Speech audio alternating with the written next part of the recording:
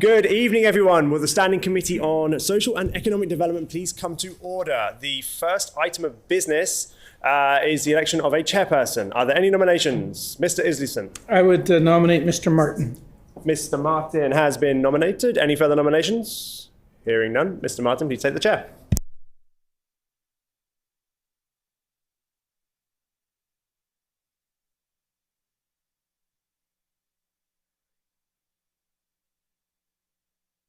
Our next item of business is the election of a vice chair. Are there any nominations? Mr. Eiffelson. I would nominate Mr. Schuler. Mr. Schuler has been nominated. Are there any other nominations? Hearing no other nominations, Mr. Schuler is elected vice chairperson.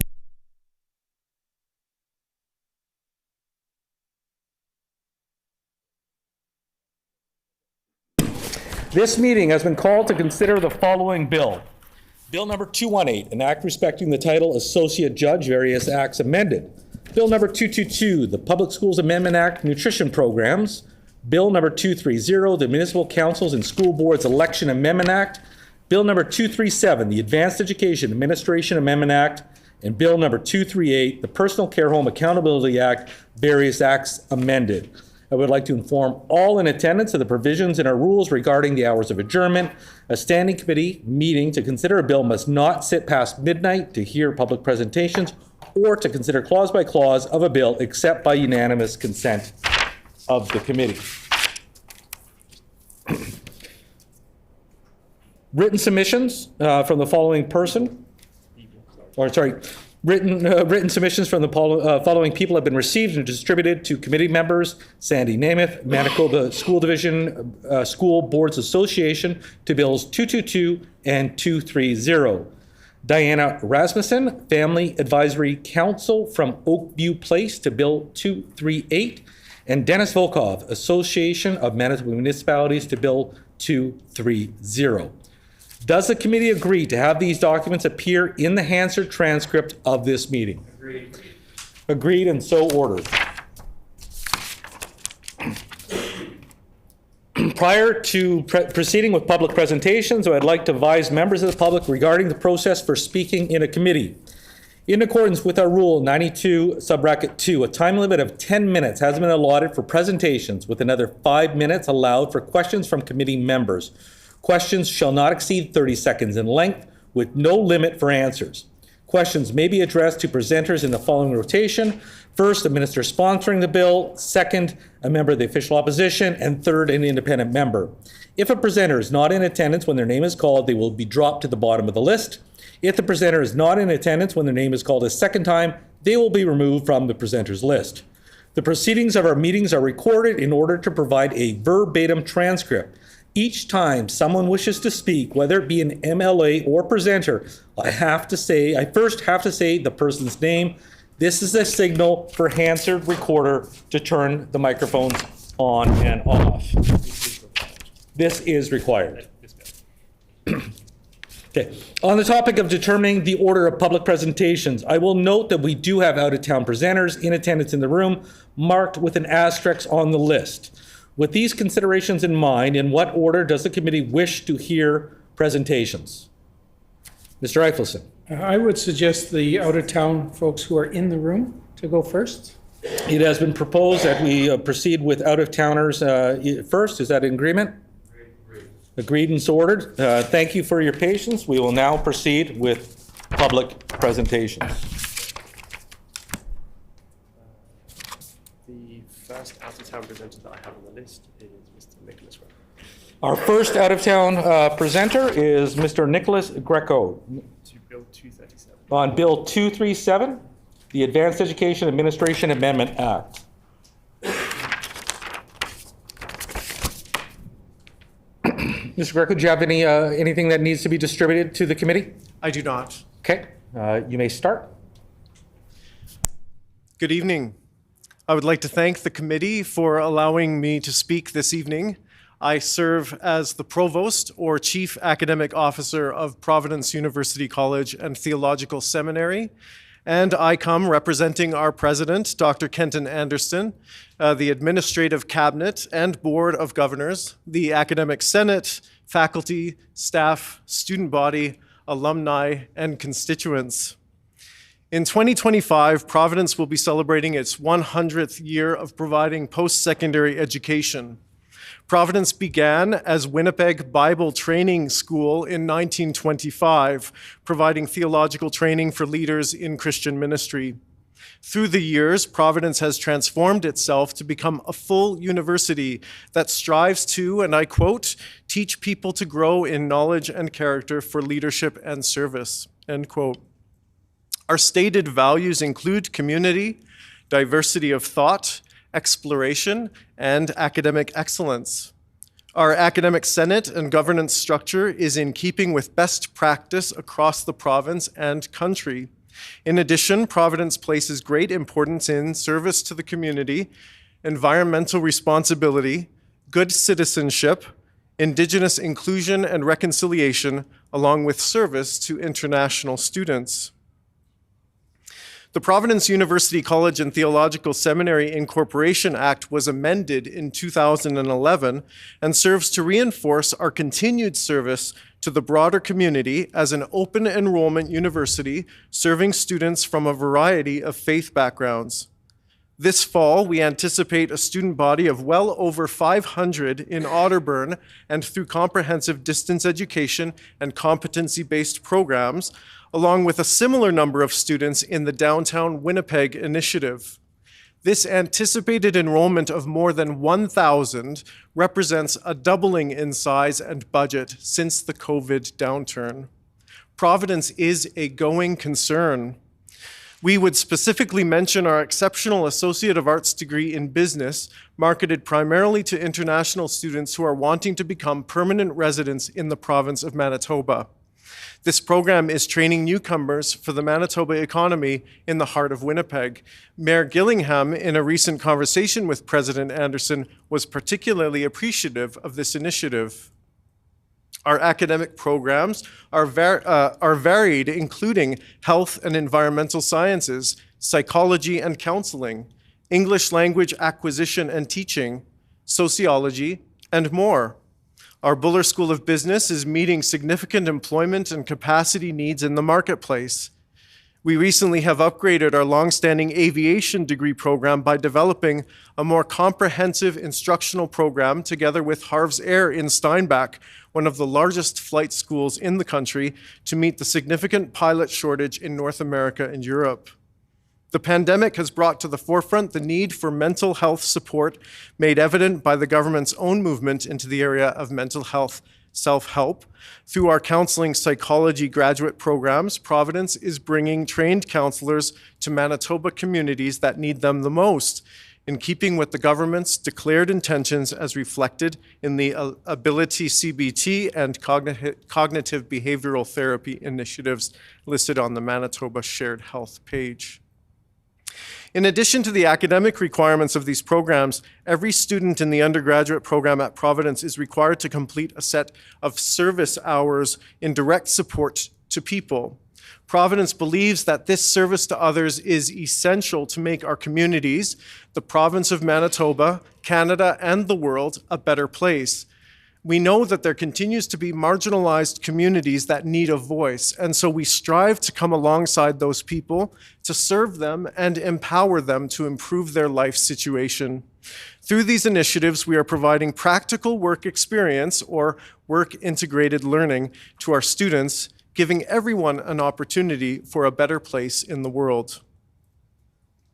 We have heard that there might be some concern that this bill could be incomplete without accompanying legislation that guides the function of our university and holds us accountable in a manner like that experienced by other peer institutions. We would note that we are currently acting under such a legislative act that dates to 1948. While we can appreciate that this act might require modernization, we would emphasize this matter should not impede the immediate passage of the private members' bill under current consideration. We also welcome any subsequent action to update and improve the legislation that guides us. This bill acknowledges the long-standing reality of Providence as a university in the community and will open doors for Providence to fully express its aspirations for the achievement of the educational goals of all Manitobans. In fact, our graduates are accepted at virtually every university in Canada. The implications are far-reaching, and we believe that it is time for this recognition to be properly realized. On behalf of Providence University College and Theological Seminary, I would like to express our thanks to MLA Andrew Micklefield for bringing forward this bill. I would also like to thank those MLAs in both political parties that we have been working with, particularly the opposition education critic, MLA Jamie Moses, as well as the Honourable Sarah Guillemard, Minister of Advanced Education and Training. We are bold to ask for your continued support at third reading. We expect that passage of this bill will be noted with appreciation by our entire constituency. Thank you very much.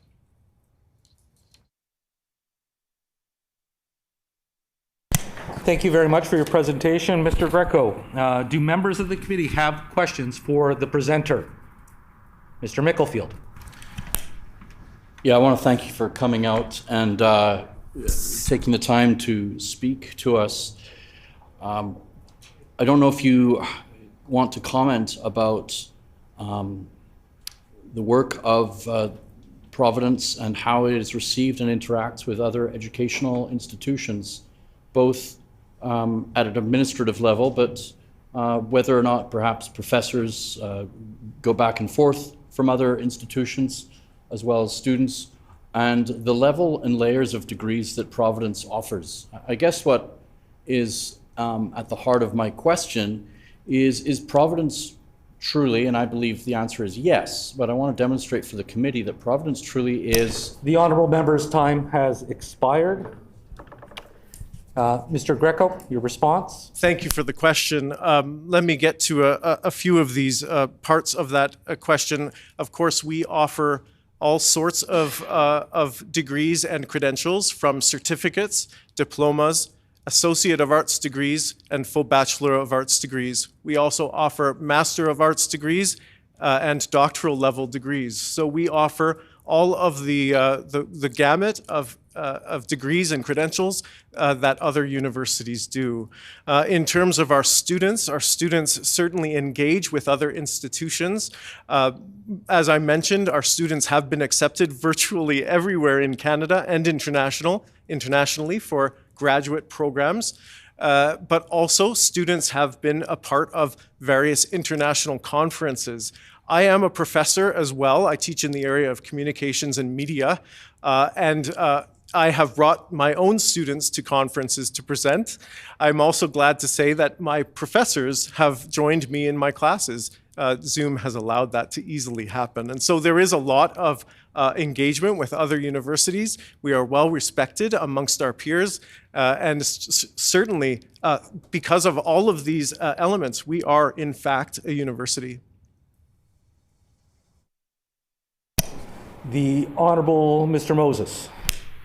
Thank you. I wanted to just take a minute to thank you for the presentation today, and thank you for your words of insight about providing more information about the good work that Providence does. So I'll also pass on thanks for the meeting with President Kenton and Mr. Ed Bullock, and it was a pleasure to get a chance to chat with him about the details of the bill. And I just want to also note, as you said in your comments, that about the growth that Providence has had over the many years, and particularly recently. The honourable member's time has expired. Mr. Greco, do you have a response? Thank you very much.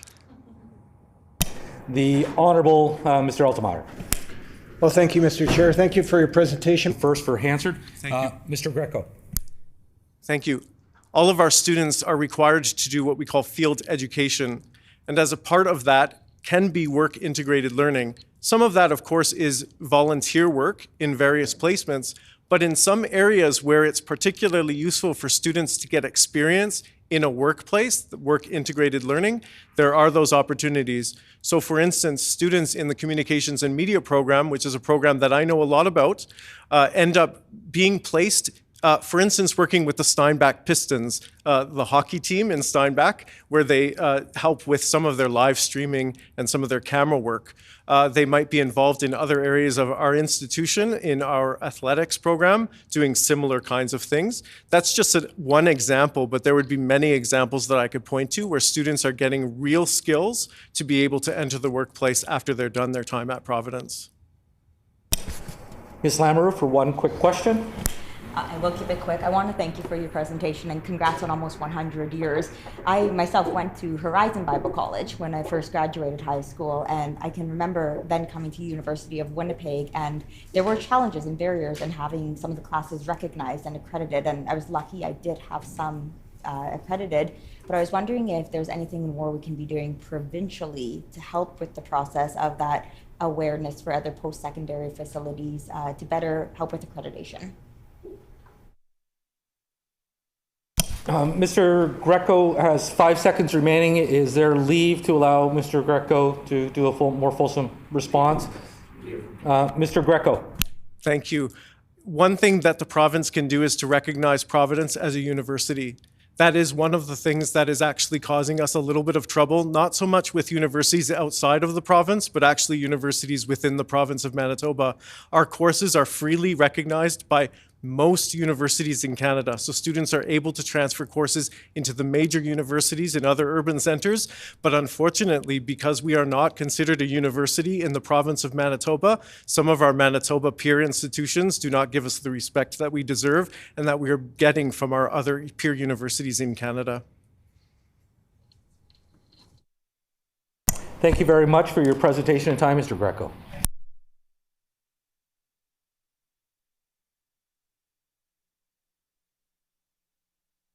Now I'd like to call Ms. Rhonda Nickel, private citizen, on Bill 238, the Personal Care Home Accountability Act, various acts amended. Good evening, Ms. Nickel. Do you have any written materials for distribution to the committee? No. Okay, fine. Please proceed with your presentation. Thank you. Hello, my name is Rhonda Nickel. Thank you for this opportunity to speak on behalf of the importance of and in support of passing Bill 238. I'm a registered nurse of 34 plus years. Many of us who are present here today have either worked in a personal or long-term care home, know someone who has resided in such a home, or visited someone in care. The COVID pandemic further exposed some very large cracks in our personal care homes. In February of 2022, the province released the final report on its March 2021 implementation plan with updates on the status of the Stevenson Review recommendations. The final report focused on 4 key areas of completed actions: resident safety, staffing complements, pandemic preparedness, and communication with families and staff. At the end of her report, Dr. Lynn Stevenson highlighted the importance of adopting a humanistic and compassionate approach with long-term care residents, their families, and the staff who care for them. The work delivered by the Stevenson Review Working Group provides that roadmap and also sets a foundation for the way forward. Bill 238 further supports the above recommendations. Here in Manitoba, we have 124 personal care homes with approximately 9,400 residents in care. Oftentimes, many of these residents do not have the capacity to speak up on their own due to a variety of factors, such as dementia or stroke. Families and those who are like family to the residents need to be their voices in these instances. We need to protect our vulnerable population and provide a resource to them to ensure their needs are met. Bill 238 is an important step in ensuring their concerns are listened to and acted on. Bill 238 proposes that any concern raised by the family resident community council is addressed, including by way of an investigation if necessary, and that a response or a preliminary response is provided to the council at or before its next meeting. This importantly ensures accountability by the personal care home management, as they will be legally bound to address the issue. They will not be allowed to ignore the issue at hand. Bill 238 also lines up with the National Long-Term Care Standards, Standard Number 2, upholding the resident-centered care. It states, respecting, promoting, and protecting residents' rights is the foundation of resident-centered care. Bill 238 also creates a solid plan for including the minister in the reporting structure and provides key oversight that has been missing from the current structure. The minister responsible for seniors and long-term care needs to have a direct role in creating a culture of collaboration, transparency, communication, and respect between the residents, their families, management, and the government. This is where our safety net for those in care needs to start. It is the duty of the government to ensure the voices of those in care are heard, respected, and then acted on as necessary. In June 2022, the Leader of the Opposition said, "The province should be investing in staffing and resources in the system so there is greater oversight and supervision, and that accountability is important." Since 2016, Cindy Lamoureux, MLA for Tyndall Park and Manitoba Liberal Seniors critic, has been calling for the creation of a seniors advocate modeled on a similar position in British Columbia. It was part of the 2019 Manitoba Liberal platform. In January 2022, the Conservative government created the new position of the Minister responsible for seniors and long-term care. From the above, we can see that all parties have a valid and real concern for those in care. I recommend the passing of Bill 238 to further meet the needs of residents and persons in care. We must continue to move forward in creating positive communication strategies, transparency, and accountability that centers around the resident and not around the care home. The focus must be on the resident. Bill 238 will help to ensure this. I would also like to say thank you to Dr. John Gerard, MLA for River Heights, for presenting this bill. It is much appreciated. Thank you. Thank you very much. Are there any questions for the presenter?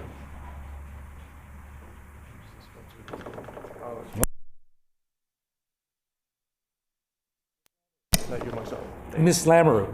Thank you, Mr. Chairperson, and thank you so much for your presentation, Rhonda. I want to thank you first and foremost just for the work you've been doing in house care here in our province, especially over the last few years, but I understand over the course of about 30 years now. So thank you for those efforts here in the province. You talked a little bit about how this bill would in fact impact not only the families of loved ones in long-term care facilities, but it would also impact those who are living in the long-term care facilities. I was hoping that you would be able to The honourable member's time has expired. Ms. King, your response?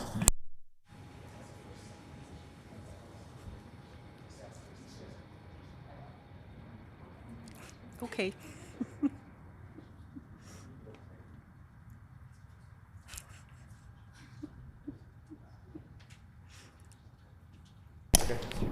Ms. Lamoureux? finish my question. Is there leave for Ms. Lamoureux to continue her question? Thank you. So my question... Leave has been granted. Ms. Lamoureux. Excellent. My question is then, could you provide us with an example of a concern that might be brought forward and how it would then be acted upon? Oh, sorry, Ms. King, I need to recognize you first. Oh, sorry, Ms. Nicole, I need to recognize you first. Ms. Nicole to respond, please. Thank you.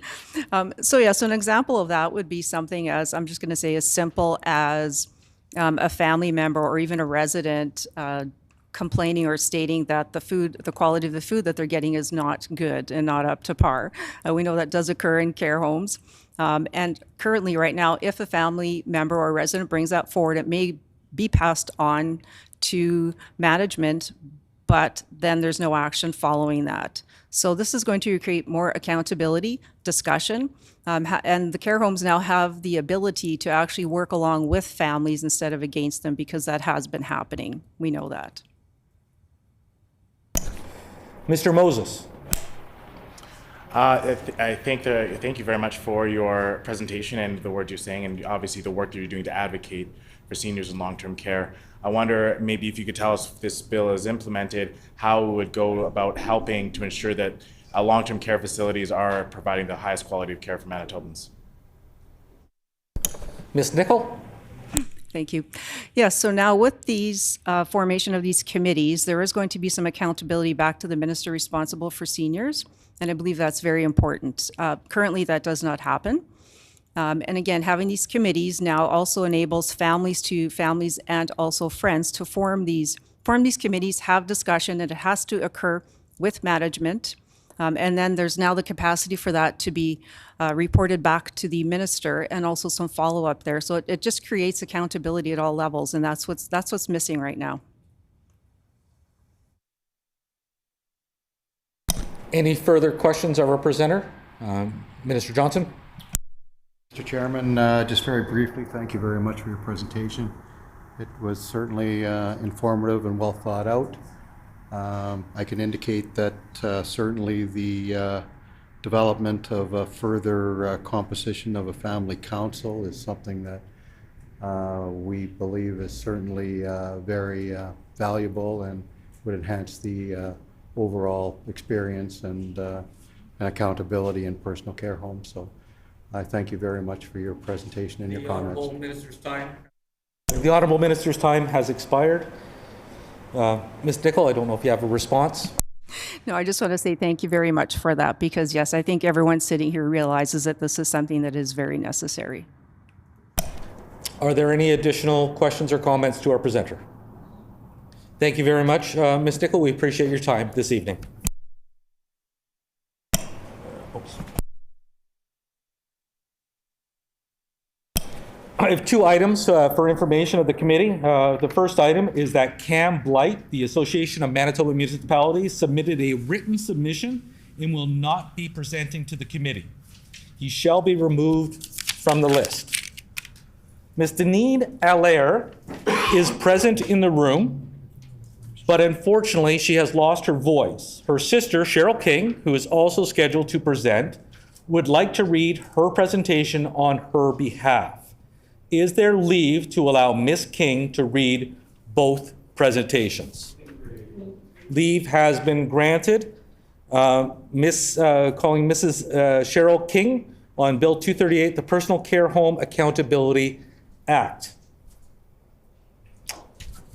Mrs. King, do you have any written materials for the committee?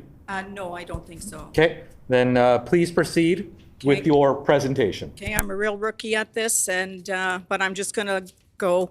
I'm first going to read an email that was sent to a whole bunch of members of Parliament dating back into January 6, 2023. Unfortunately, this is a very emotional thing for me, so I'm going to try my best.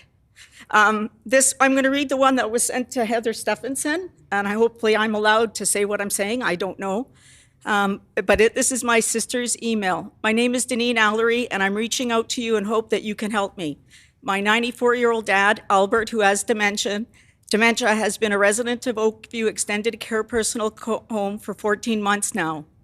In November 2021, after 3 years of caring for our 89-year-old mom, who had Alzheimer's, we had to make a very hard decision to put them both into PCH.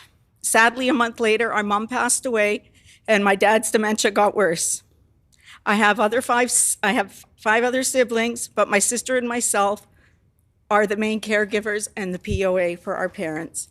The neglect at Oakview pretty much started immediately after our mom died. Fortunately, throughout any lockdowns, my sister and I were able to visit him daily. But we saw a lot of neglect on our dad as well as other residents. We always took our concerns to the administration, and some issues were dealt with and some were not. In March or April of 2022, Oakview lost a lot of their administration, and for months up until the end of October, it was a revolving door of new administration coming and going and issues not getting resolved. It was and still is literally a gong show. In August, we discovered that our dad was covered in bruises. This is when we found out that he had been neglected for 5 straight days. We have pictures, videos of said neglect and bruising. Again, after meeting with administration, we still to this day don't have the answers. The same neglect has been going on since January 22nd, January 2022, up into the present day. On the afternoon of the week of January 3rd, 2023, we were notified that evening that our dad escaped out the front door and was found wandering in the parking lot. Needless to say, we had a very sleepless night, as it was an unknown nurse who contacted us 4 hours later, and she had very little detail. Luckily, our dad was okay, but we know the outcome could have been disastrous. Our family is appalled that the administration did not call us to let us know and give us the opportunity to go there and see if he was okay. We showed up yesterday at Oakview to approach admin on what had gone on and why it was still almost 24 hours later they hadn't contacted us. Their response was, he was only outside for 2 minutes. They went on to say that it wasn't a serious situation and it wasn't a crisis, and therefore they felt it was okay for some random nurse to call us with 0 details. Recently at an Edmonton extended care home, 83-year-old Kay Green walked out of facility with a wander bracelet on, and temperature was -12 with -24 wind chill, and she died an hour later. Our dad was outside at -10 with wind chill of -17, so we feel we were not overreacting about the lack of the serious and concern about what happened to our dad. Over the course of the past 14 months, I have seen as well of my siblings firsthand what continues to go on at Oakview, and it's very disturbing and concerning. I have made many friends with these sweet residents as well as their families. Because of these relationships, many have been confided in me about the mistreatment they are getting, and the fear that if they talk to the staff, that the staff will retaliate against them. And retaliating is a word that they used, not us. Many are left screaming and crying in their rooms, their needs unattended. I can help when I can, example, getting staff's attention in dangerous situations. I have seen many laying on the floors in their rooms after a fall, and they beg me to get them help. I have seen big men in wheelchairs colliding and crashing into tiny women who are also in wheelchairs, defenseless of this huge man coming at them. I have seen a lady across from my dad's room be touched sexually by a male resident after holding her down on his bed while forcing her to touch his privates. When I tell the staff, they say they are aware, but nothing gets done. The list goes on and on. My sister and I joined the Oakview Family Advisory Committee in September and have been working nonstop with them to try and bring awareness on the goings on in there. We have reached out to MLA, ministers, you name it. We have contacted them, and nobody responds. We have also reached out to the administration many times suggesting a meeting with our committee, but they keep declining. They just want us to go away. I have also recently found out that Oakview is the only PCH in Winnipeg that does have a family advisory committee, and I find that rather odd. Maybe this is something that should be mandatory in all care homes. Another very disturbing situation is the food at Oakview. Since about April 2022, something changed in the food menu. The food is absolutely disgusting, and trust me, you wouldn't feed it to your dog. I've listened nonstop to the residents' concerns and complaints and have been fighting to have the changes with that. Still nothing. Last week, my sister was told by administration that if a resident misses a meal or two, they will not starve. The thing is, there is nobody monitoring any residents' food intake. This is shameful. The tears and crying we see when their meals are put in front of them and they are so hungry but refuse to eat. This is absolutely heartbreaking.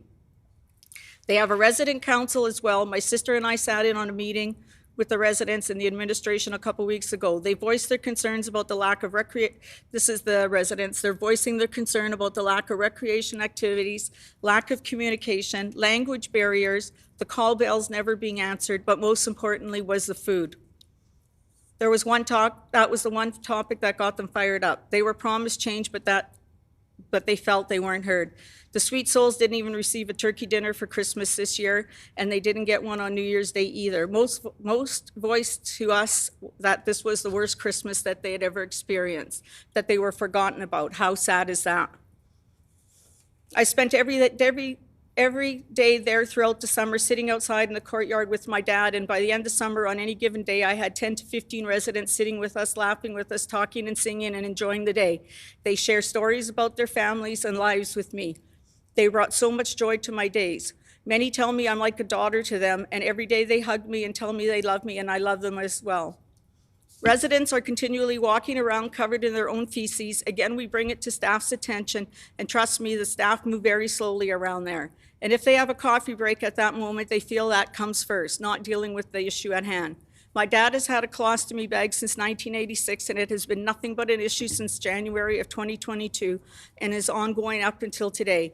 Every day we would walk in and he is covered in his own feces because they don't empty his bag enough. He has had explosion after explosion, and this has caused him so much anxiety and embarrassment for him, and it is severe irritation to his stoma. He is not the only one going through this. There are many others with colostomy bags that are dealing with similar situations. I'm almost done this one. My sister and I are now known as the Troublemaker Sisters. We have been accused of abusing the staff, which has never been done. The administration has now retaliated on our heartstrings, put the fear in us of not being able to see our dad, worrying us that if we continue what we are doing, we will be escorted out of the facility. How can advocating for these sweet souls be wrong? We are well aware of the abuse of the 15 residents this past year and know which residents were abused and have become friends with these families. Again, after talking with these families, it is very heartbreaking what the outcome was. No justice for those that were abused. And Oakview continues like nothing has ever happened. Disgusting. The current administration does not want to deal or talk with families who have had any issues before they all took their new positions in October and November. They don't want to go back to our dad's neglect in August. They were not there when it happened. That's what they would say. We weren't here, so we don't know what happened. They just want us to sweep it under the carpet and start a new slate. Sorry, but it just doesn't cut it. Since we still don't have answers or accountability of what happened to him, they are very bullish towards family members, and they're concerned about their loved ones. Many family members are starting to come forward and reach out to my sister and I, as well as the Family Advisory Committee. They have also been scared to discuss issues with staff and administration, fearing it might put their loved ones in jeopardy. I was notified by a family this evening that they were pulling their uncle out of there tomorrow. They said the experience has been horrible for their loved one. Does this sound normal to you? The facility is understaffed and the residents' needs are not being met. Between myself and my sister and my 4 brothers, we have hundreds of photos and videos of this, but funny thing, nobody is interested in helping these seniors or our dad. Thank you so much, Premier Stephenson, for taking this time to read my email. I'm hoping that maybe this will touch your hearts and make you think of your own parents, grandparents, having to live in this horrible life for the remaining days. It's just not fair, and it's very inhumane. Our next step may be W5 with all the issues and concerns going on at Oakview, along with the hundreds of videos, pictures, and correspondences to all the government officials who have yet to respond to this very serious and disturbing crisis going on in our province at these care homes. We would love the opportunity to possibly meet with you. We did send it out to a lot of members, and I did have a response from Heather Stephenson and Mr. Johnson and Audrey Gordon, and they more or less told us to contact PPCO and WRHA, which we've been doing for 14 months. And that's another story. So, could I have a sip of my water, or do I need to take a break? Does anybody? You still have 9 minutes and 33 seconds remain. Okay.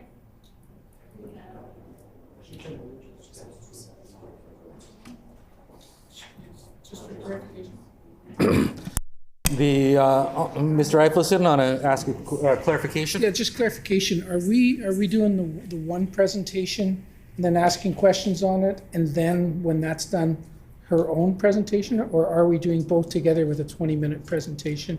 It doesn't matter to me. That may just take away some of the time for questions. The agreement of the committee was to allow Ms. King her 10 minutes, as well as to allocate her sister, whose voice is non-compliant, saying Ms. Allaire, her 10 minutes as well. So we will allow Ms. King to share Ms. Allaire's comments, and then we will follow by a question period. So, sorry, Ms. King, to continue. Okay.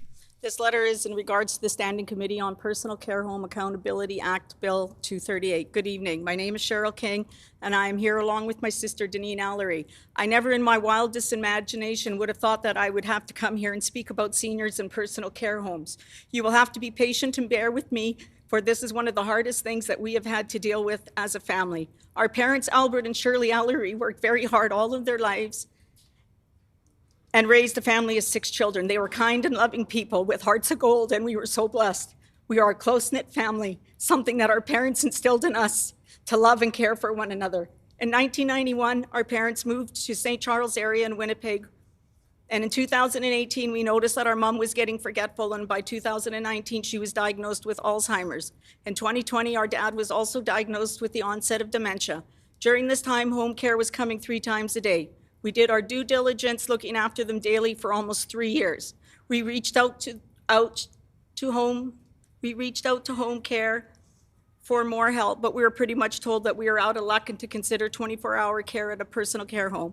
As time progressed, we were exhausted, and we were now looking for an emergency placement for both of them.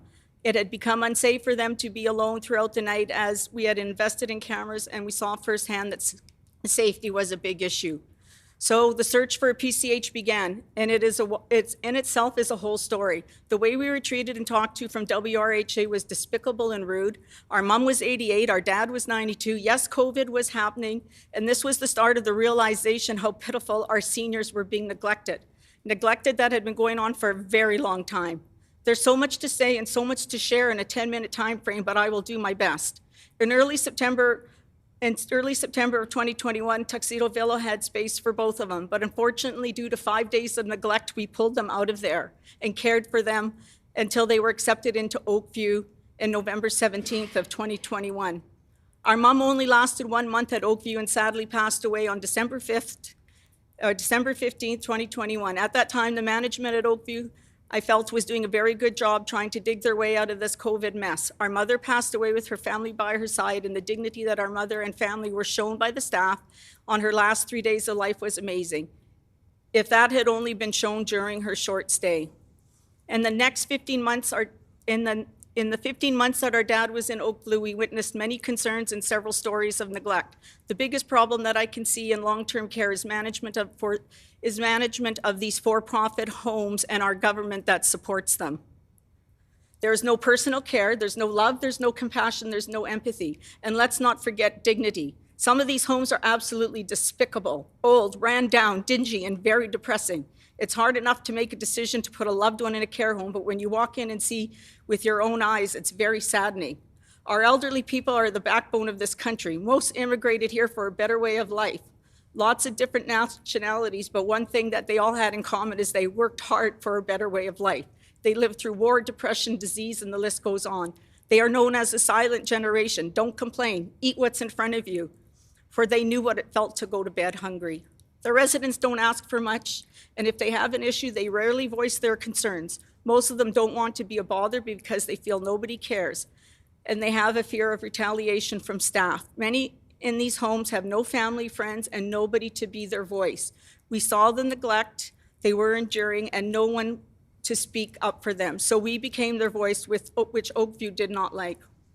If our healthcare system wasn't so broken in every aspect, COVID would not have been such a demise on the system. It was a good excuse for COVID to be blamed for what was going on in our personal care homes.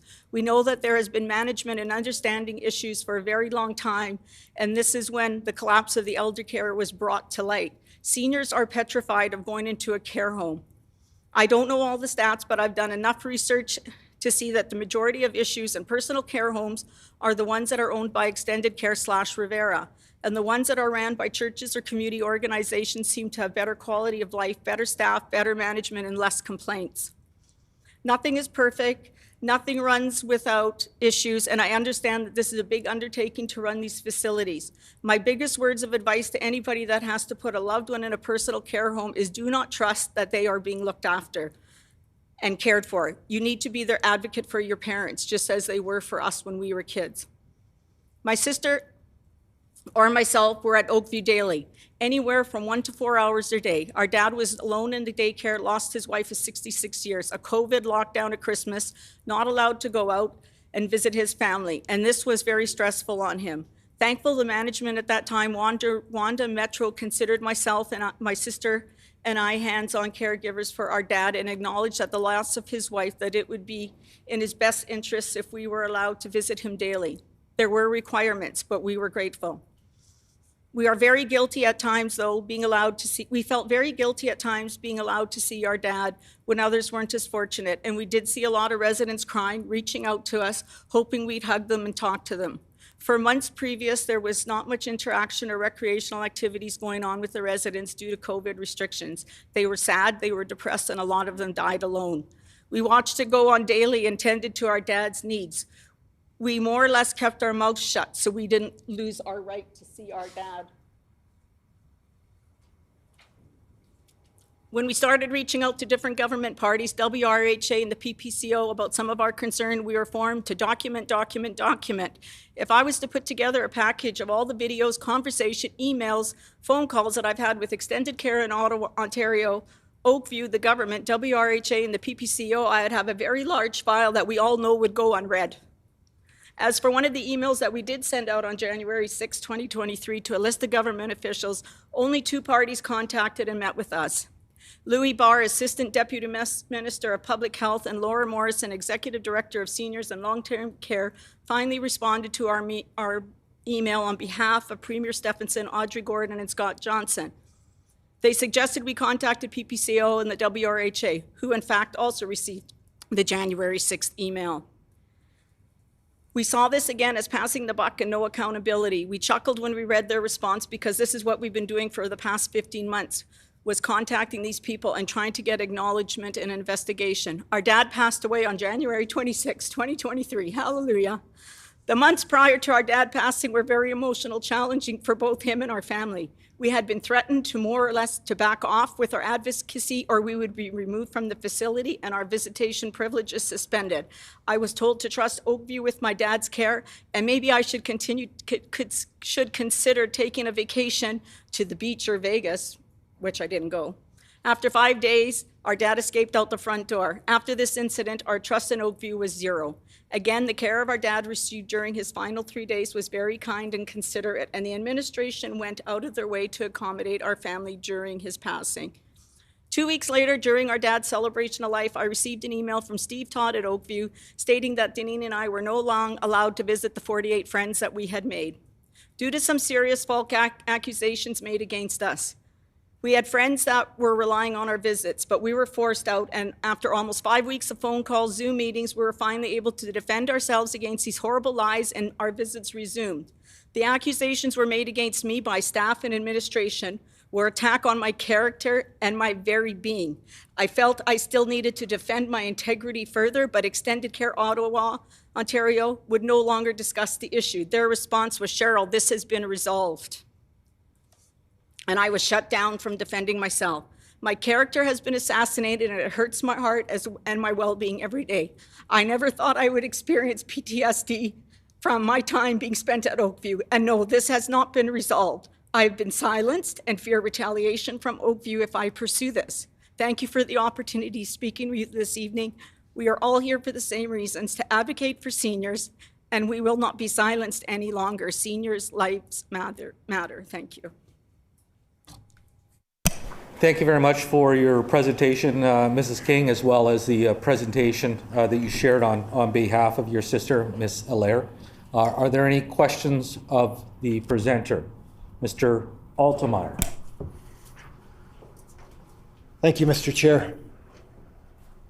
Ms. King, thank you for your presentation tonight. I mean, we've heard stories. But when you bring your own personal experiences, it really hits home. Absolutely does. Can you just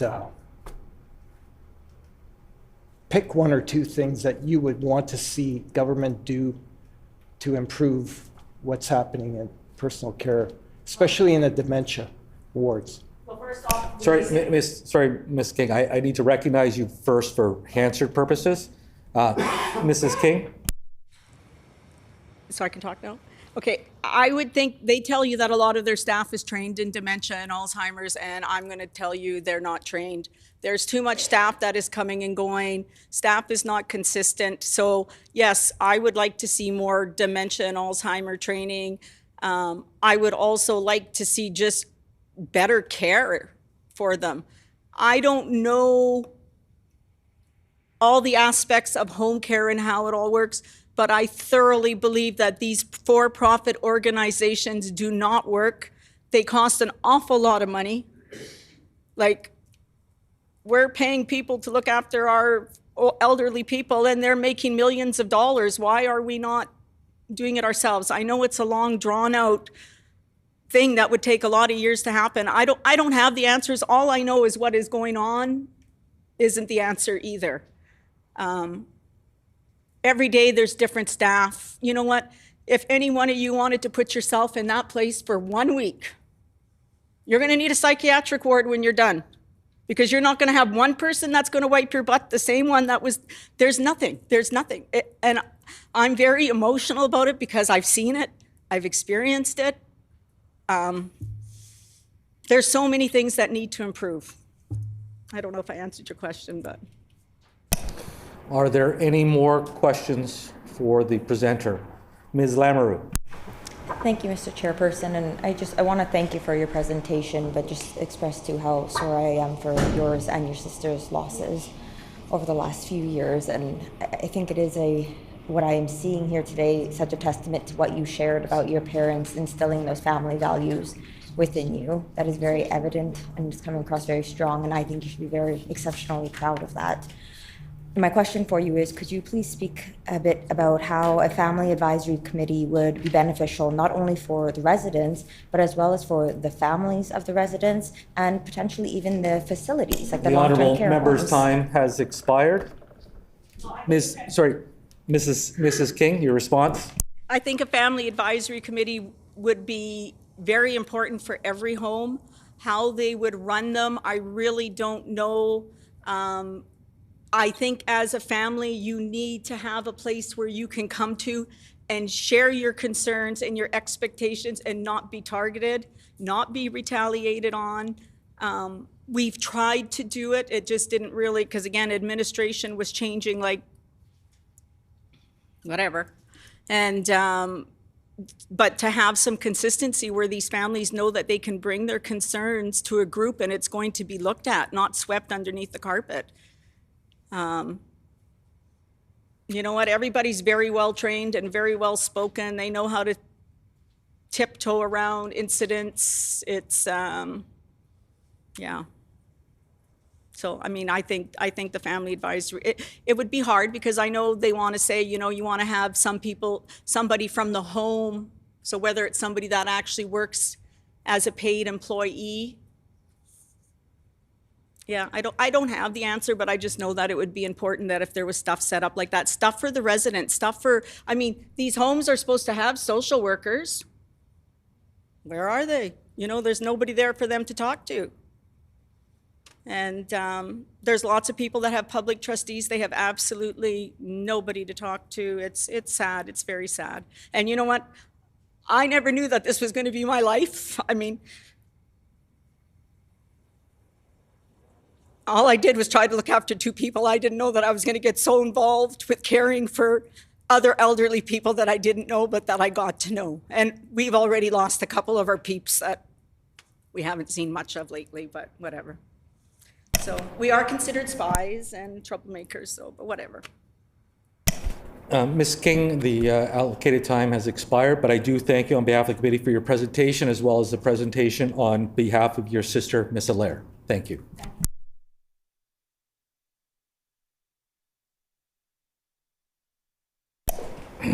I need to advise the committee that we have an addition, walk-in addition to Bill 238, a private citizen, Patricia Rawthorne, and Mrs. Rawthorne will be added to the end of the list.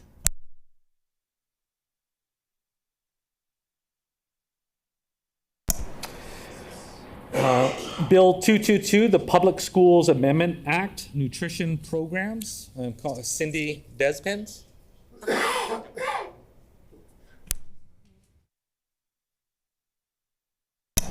Ms. Despens has been called once. Ms. Despens will be dropped to the bottom.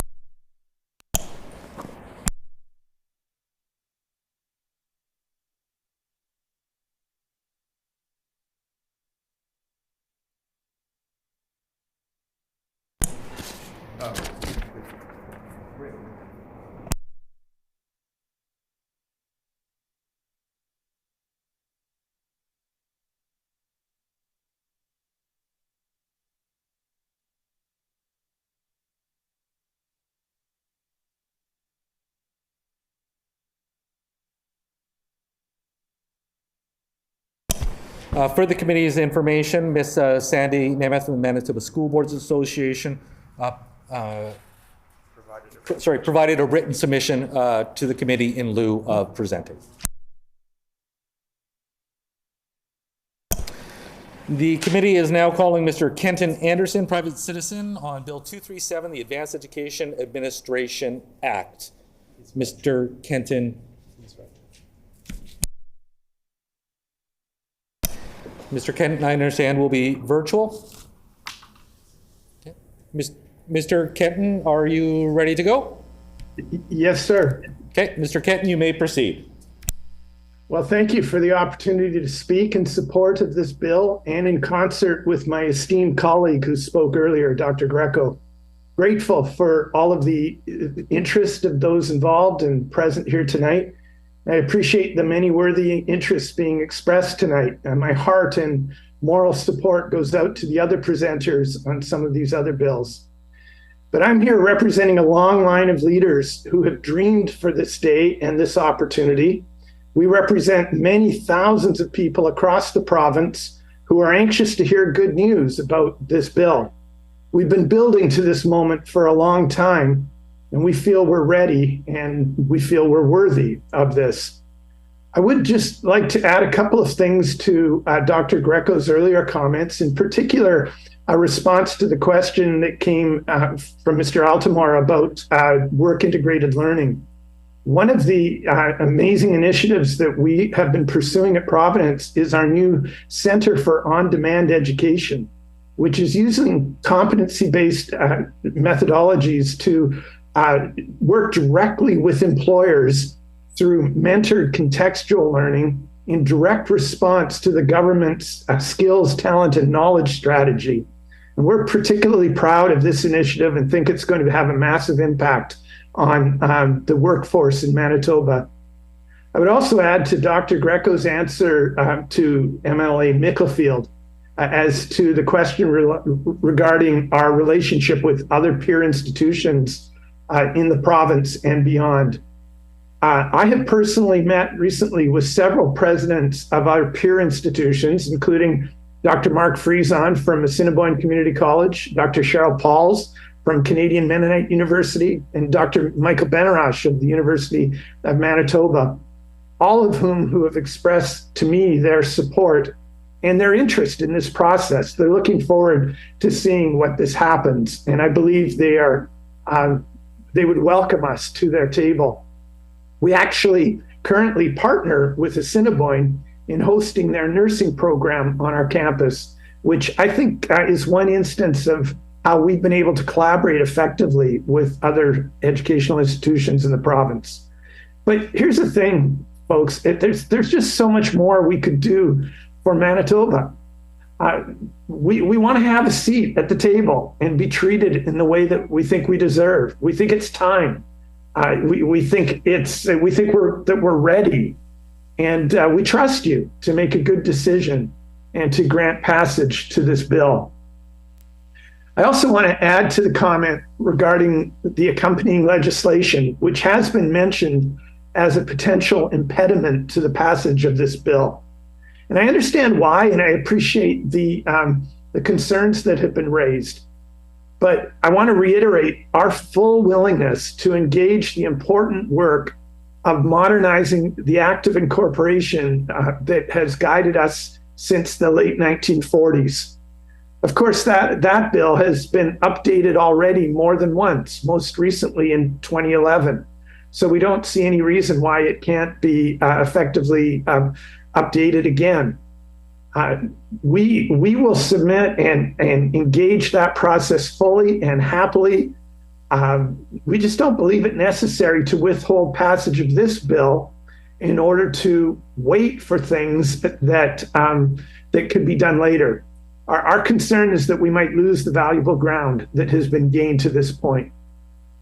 So while we were grateful for this process and grateful for this hearing tonight, we recognize that this will all come to focus at third reading. And while we appreciate the governing party's strong support for this bill, I would ask, and I'll be a little bit bold here, I hope you'll grant me that privilege, I would ask with the greatest of respect whether our friends in the NDP and Liberal parties are prepared to support this bill at third reading. Can I ask that of you, my friends?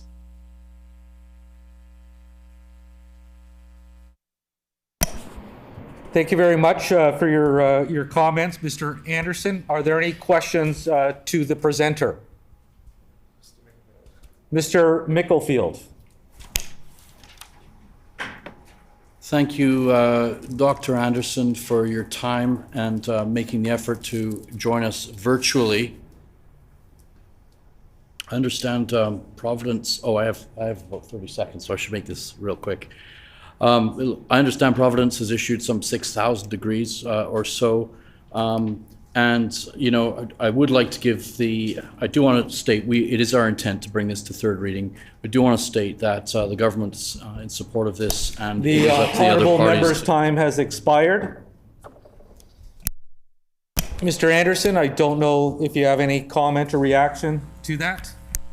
Well, just to affirm that information is accurate, and we have over 10,000 alumni around the world doing amazing things. We're proud of them. We are really anticipating third reading. We have thousands of constituents who are paying attention and who are interested in the outcome of this process. Mr. Moses?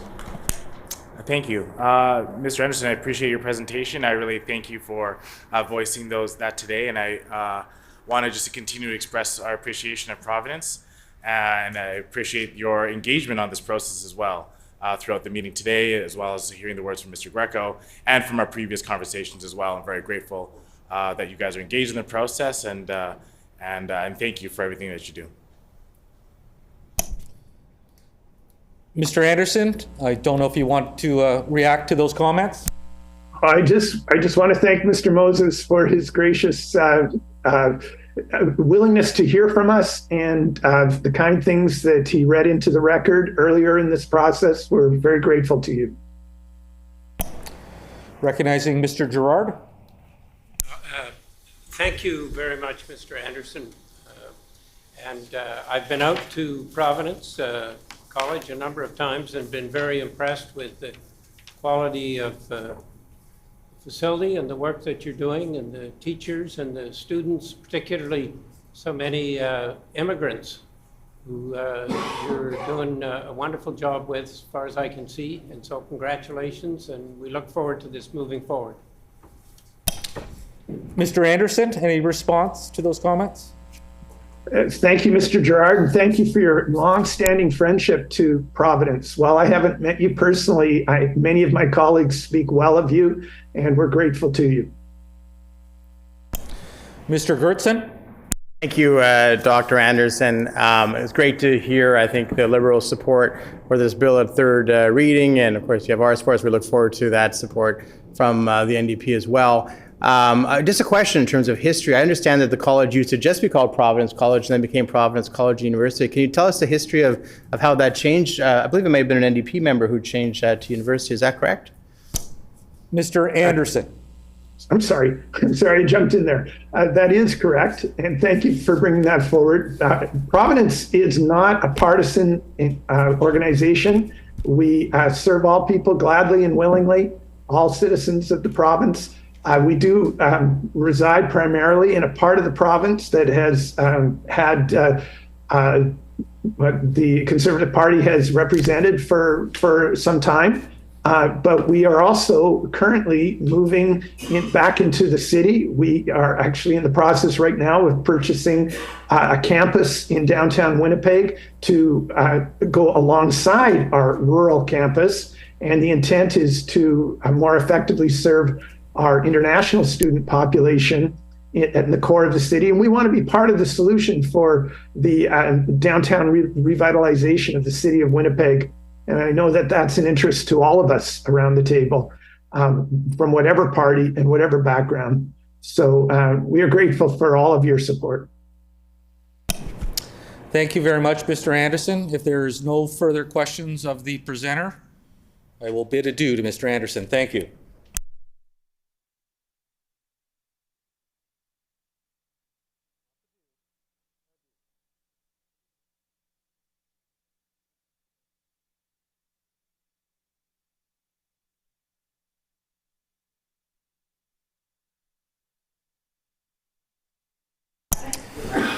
We are now moving to Bill 238, the Personal Care Home Accountability Act. We are requesting Mr. Douglas Wassilou, private citizen. Mr. Wassilou.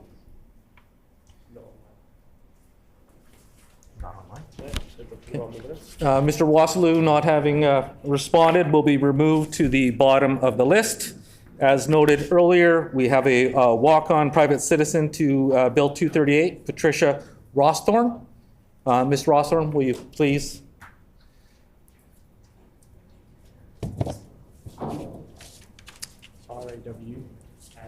Thank you very much. Sorry, Ms. Rossthorn, I might present, can you please pronounce your last name for us so we? Rossthorn. Rossthorn, okay. Right. Thank you very much. Mrs. Rossthorn, you may begin. My personal experience with PCHs in long-term care covers about 50 years, so I'm well versed in what goes on, what has gone on in the last 50 years, up right until today. Ever since my nursing training included working as a student in 3 different personal care homes during 1970 and 72. Those were eye-openers because we had no idea, as most people who've never been into long-term care just don't know what's happening there. After graduation from the nursing program, I set out to learn what are the needs of those who are aging in our population and in need of assistance in long-term care, and how I felt long-term care could be changed for the better for all concerned. I spent time researching long-term care, and as time does slip by, I found myself in long-term care with 2 of my family members, one with atypical dementia, which is very similar to CTE, chronic traumatic encephalopathy, that sports people get, but it's more common in women than in men. So she unfortunately acquired that disease. There was no cure, and there was no one that I could go to say, how do we fix this type of dementia in Manitoba? That journey with my 2 relatives lasted over 20 years. When I see a problem in healthcare, I always try to find a way to change the practice or the care model so that it meets the needs of all patients, residents, staff, and other workers and those in charge of the facility. The best way to make an effective collective change was to inform and engage those involved. I see the Personal Care Home Accountability Act as the way forward to help heal those who have had to work through and care for people without the additional supports of families and caregivers who are essential to the residents and those working in PCHs. Supporting the families and caregivers will support and help the residents and staff in those facilities. The Personal Care Home Accountability Act is a step forward for all invested in care and well-being of the residents who live in personal care homes. What does this act do? Working together offers the chance to heal all sides and work towards advocating, supporting all residents, families, caregivers, staff, and operators of PCHs. Working together offers hope for a new model of care and a chance to create a sense of worth and value in staff, operators, families, caregivers, so that residents are the center of our focus and attention. Working together towards the common goal of all is that the well-being of all involved in caring for residents. Working together to identify areas of concern that affects all in the PC community, find a better way to change and what is causing the systemic concerns for the good. Working together offers the chance to learn something new or introduce new ways of caring for residents in PCHs and lend support to the staff and operator to move forward constructively with changes that will be sustained, have a sustained effect and impact all concerned. What are the benefits of a family council? Number 1 is support, mutually between family members by providing and receiving emotional, informational, and practical support. Education, learning and understanding how PCs operate, which is often a mystery to new family members. They have no clue. Providing resource information, discussions on topics of interest such as end-of-life care, powers of attorney, healthcare proxy. Number 3, problem solving, advocacy of a collective concerns to improve the quality of life of the residents and for the family caregivers. The pandemic hit everyone in long-term care very hard, and losing someone without being present is a long life struggle for most of these family members. There is a need to come together and to try to come to grips and provide suggestions to operators and governments that families and caregivers are the supports that long-term care facilities need and could count on. Finally, communication leads to informed family members of PCH residents. They can share information with new family members and offer support and suggestions to improve the lives of those in PCHs. Thank you. Thank you very much for that presentation, Mrs. Rostenhorn. Are there any questions of the presenter? Who sponsors the bill goes first? Mr. John. Sorry, Mr. John, because he's the sponsor of the bill. Okay. So you first. Okay. The Honourable Mr. Gerard. Thank you very much, Trish, and for your long experience with personal care homes and what's happening. I've come to appreciate how important families are, and hopefully this bill will give families a better window, a better bridge, and a better ability to work in concert with the operators of personal care homes. Thank you for presenting. Mrs. Rostenhorn, do you have a response? Thank you very much for your support and the support of all others who put this act together. It is a necessary one, and we really do need to heal because it will only get worse. I always have to remind people, we don't actually age younger. So we better change it now. Thank you. Are there any other questions of the presenter? Mr. Johnston? Thank you, Mr. Chairman, and I just wanted to echo, I think, what was said. Appreciate your presentation. I was particularly impressed with the experience that you bring to the table, as well as you mentioned the modernization of the structuring and of the system. And that's something that we are very, very aware of and understand that based on the change in demographics in our society as a whole, we have to look at accommodating everything long-term. The honourable member's time has expired. Mrs. Rostenhorn, I don't know if you have a response to that. No, I totally agree with your comments, and we do need to move forward. There are so many other changes that are being made in dementia care that we aren't even looking at the present time, and we need to be. So anything that this government can do to help us move forward and to ensure the lives of our residents are well taken care of would be welcome. Are there any additional questions of tonight's presenter? Seeing no other questions, Mrs. Rostenhorn, thank you very much for your presentation this evening, and have a pleasant evening.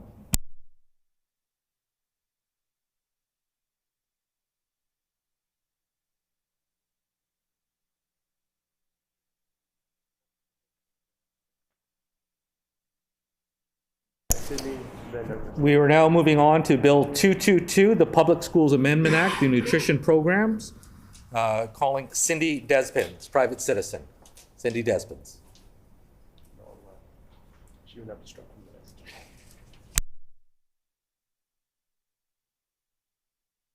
list. Ms. Despin is now struck from the list, having been called twice.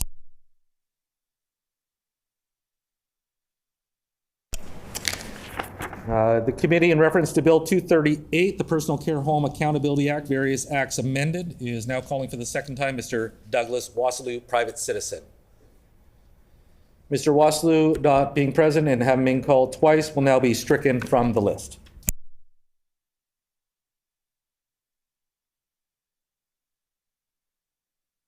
This concludes the list of presenters I have before me. We will now proceed with clause by clause. In what order does the committee wish to proceed with clause by clause consideration of these bills? Having heard numerical, is it the will of the committee to hear the clause by clause numerical? Agreed and so ordered.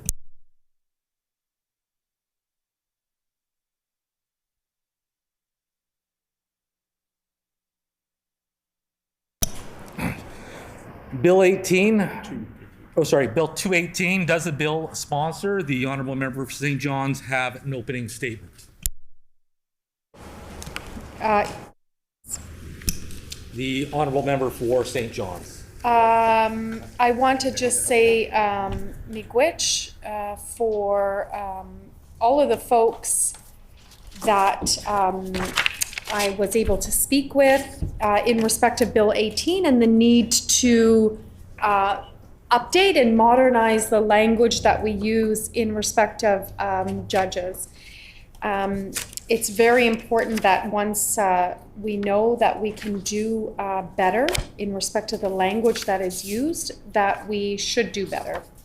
And so Bill 218 amends various acts to change the title of officials working in the judiciary system from master to now what would be called associate judge. This is an important change as the term master has negative connotations with slavery. And certainly I would expect and hope that everybody around the table would understand that that is harmful, particularly for Black lawyers that come before the courts and that would have to use that word master. And so Bill 218 is just one step that we can take here in Manitoba to move towards decolonizing our judicial system and the language that is implicitly used in those courtrooms and processes, and therefore making Manitoba more accessible for everyone. And I'm happy that Bill 218 was supported by all parties in the legislature. And then again, just a particular miigwech to everybody that helped along in respect of Bill 218. Miigwech. We thank the member for their comments. Does any other member wish to make an opening statement on Bill 218? The Honourable Mr. Gertsen.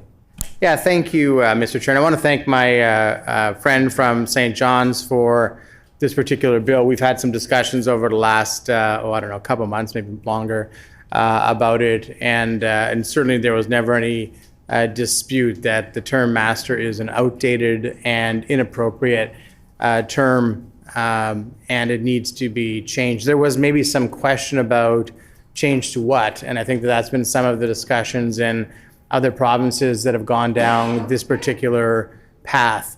I think we've agreed upon the term that the member has put into the bill as associate judge.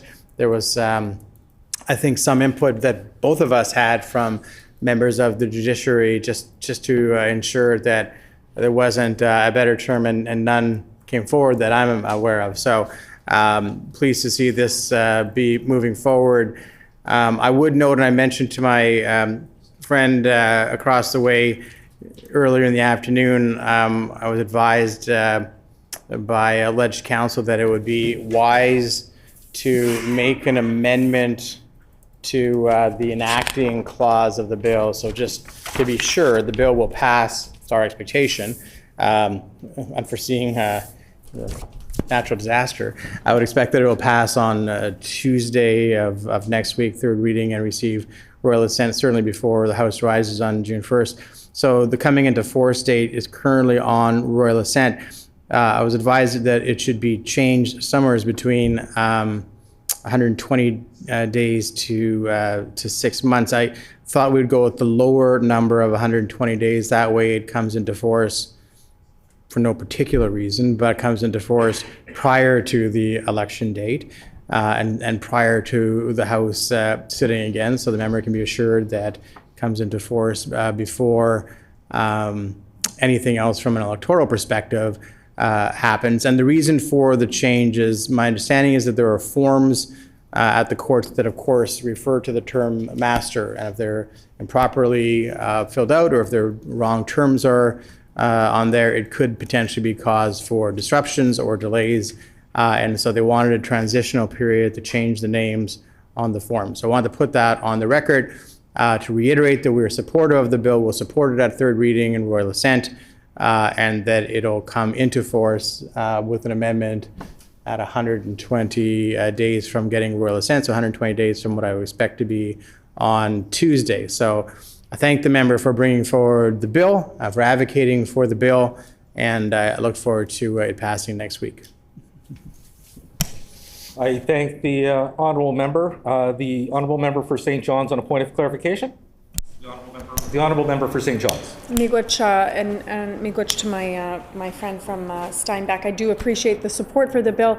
I guess just a little bit of a clarification in respect to the 120 days. I understand the rationale for the amendment. Is it possible, though, that it would be 120 days or earlier? Because it could very well be that those changes would be made prior to 120 days. I apologize, this discussion should occur when the amendment is moved. So at this point, I'm asking if any other members wish to make an opening statement on Bill 218.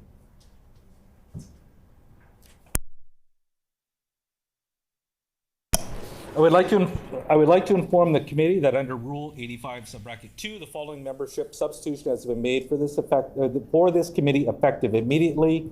The Honourable Member Len Eiffelson for Kelvin Gertson. During the consideration of a bill, the enacting clause and title are postponed until all other clauses have been considered in their proper order. Also, if there is agreement from the committee, the chair will call clauses in blocks that conform to pages, with the understanding that we will stop at any particular clause or clauses where members may have comments, questions, or amendments to proposed. Is that agreed? Agreed and so ordered. Shall clauses 1 and 2 pass? Clauses 1 and 2 are accordingly passed. Shall clauses 3 and 6 pass? Sorry, I apologize. Shall clauses 3 through 6 pass? Clauses 3 through 6 are accordingly passed. Shall clauses 7 through 9 pass? Clauses 7 through 9 are accordingly passed. Shall clauses 10 through 12 pass? Clauses 10 through 12 are accordingly passed. Shall clauses 13 through 16 pass? Clauses 13 through 16 are accordingly passed. Shall clauses 17 through 19 pass? Clauses 17 through 19 are accordingly passed. Shall clauses 20 and 21 pass?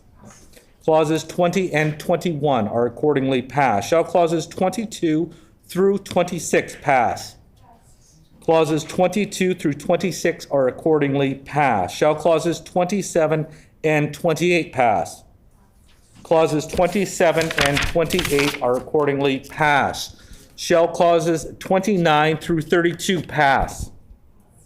Clauses 29 through 32 are accordingly passed. Shall clauses 33 through 36 pass?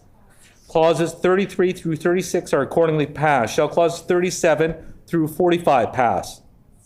Clauses 37 through 45 are accordingly passed. Shall clause 46 pass?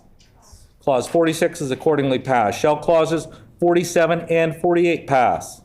Clauses 47 and 48 are accordingly passed. Shall clauses 49 and 50 pass? Clauses 49 and 50 are accordingly passed. Shall clauses 51 and 52 pass? Clauses 51 and 52 are accordingly passed. Shall clauses 53 through 56 pass? Clauses 53 through 56 are accordingly passed. Shall clause 57 pass? Clause 57 is accordingly passed. Shall clauses 58 through 61 pass? Clauses 58 through 61 are accordingly passed. Shall clauses 62 through 64 pass? Clauses 62 through 64 are accordingly passed. Shall clauses 65 and 66 pass? Clauses 65 and 66 are accordingly passed. Shall clause 67 pass? I hear a no.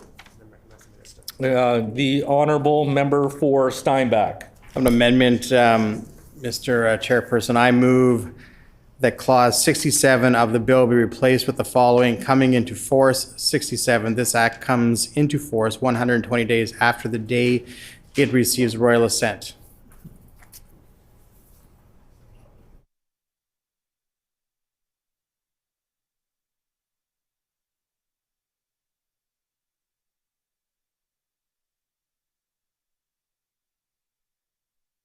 It has been moved by the Minister of Justice that Clause 67 of the bill be replaced with the following. Coming into force, 67. This act comes into force 120 days after the day it receives royal assent.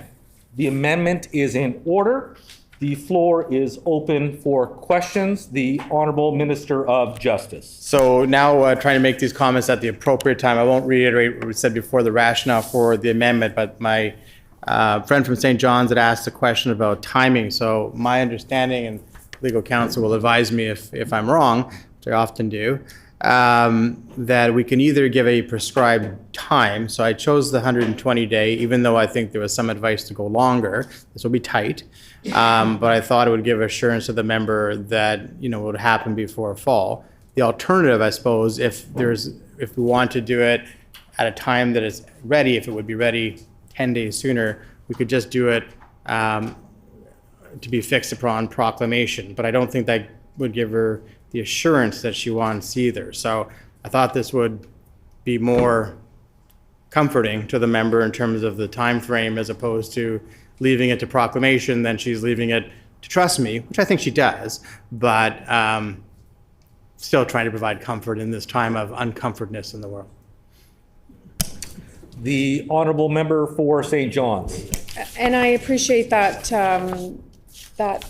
flexibility there. I'm fine with the amendment as long as it's proclaimed within the 120 days from royal assent. So I'm fine with that. Miigwech.